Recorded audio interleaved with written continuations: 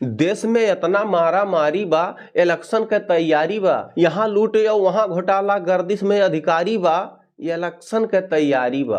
अरे गुपचुप पहले सजा अखाड़ा, मचे न पावे हल्ला। गुपचुप पहले सजा अखाड़ा, मचे न पावे हल्ला। और बुला सपोर्टर के समझावे, करो न झगड़ा कल्ला। बुला सपोर्टर के समझावे, करो न झगड़ा कल्ला। कुछ दिन ऐसे शांत रहा, बस अब की आपन बारी बा। कुछ दिन ऐसे शांत रहा, बस अब की आपन बारी बा। ये इलेक्शन के तैयारी बा, इलेक्शन के तैयारी बा। क्यों हिंदू हित के बात करी, क्यों हिंदू हित के बात करी, क्यों मुसलमान के साथी बा। क्यों हिंदू हित के बात करी, क्यों मुसलमान के साथी बा। क्यों मीठ बोल के समझाई, क्यों निकरल लइके लाठी बा। क्यों मीठ बोल के समझाई, क्यों निकरल लइके लाठी बा। धर्म जात में हमें फंसाई है, धर्म जात में हमें फंसाई है, बड़ा बड़ा गद्दारी बा।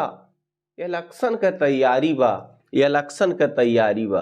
गांव गांव और शहर मोहल्ला मचल बा अफरा तफरी। और मुर्गा दारू बटा तक कपड़ा अपने वसरी वसरी। मुर्गा दारू बटा तक कपड़ा अपने वसरी वसरी। साम दाम यो दंड भेद के अब तो फतवा जारी बा। शाम दाम यो दंड भेद के अब तो फतवा जारी बा। इलेक्शन के तैयारी बा, इलेक्शन के तैयारी बा।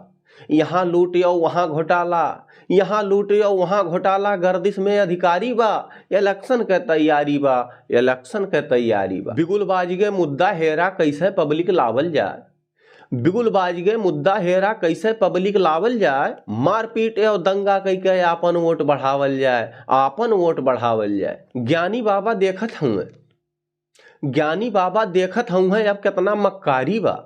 ज्ञानी बाबा देखत हुए अब कितना मक्कारी बा।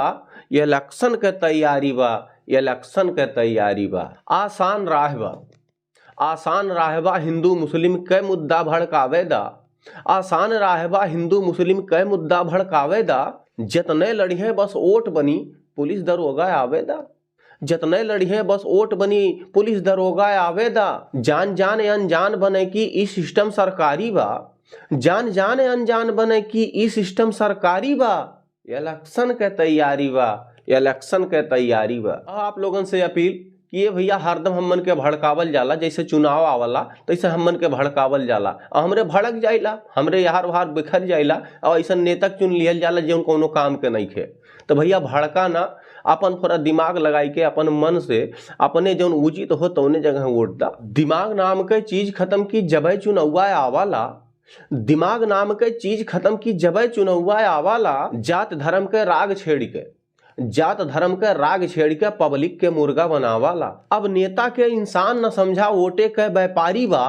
अब नेता के इंसान न समझा, वोटे के व्यापारी बा। इलेक्शन के तैयारी बा, इलेक्शन के तैयारी बा। यहाँ लूट या वहाँ घोटाला, यहाँ लूट या वहाँ घोटाला, गर्दिश में अधिकारी बा। देश में इतना मारा मारी बा, इलेक्शन के तैयारी बा। देश में इतना मारा मारी बा, इलेक्शन के तैयारी बा। यहाँ लूट या वहाँ घोटाला, यहाँ लूट या वहाँ घोटाला, गर्दिश में अधिकारी बा। इतना मारा मारी बा, इलेक्शन के तैयारी बा, इलेक्शन के तैयारी बा। नमस्कार दोस्तों, हमारा कविता आपको कैसा लगा आप सभी हमारे कमेंट बॉक्स में जाके कमेंट करके जरूर बताइएगा। और हाँ दोस्तों, अब तक आपने हमारा चैनल अगर सब्सक्राइब नहीं किया है तो सब्सक्राइब जरूर कर लें, ताकि हमारा सारा वीडियो आप तक पहुंचता रहे और आप सभी आनंद लेते रहें। मिलते हैं अगले वीडियो में।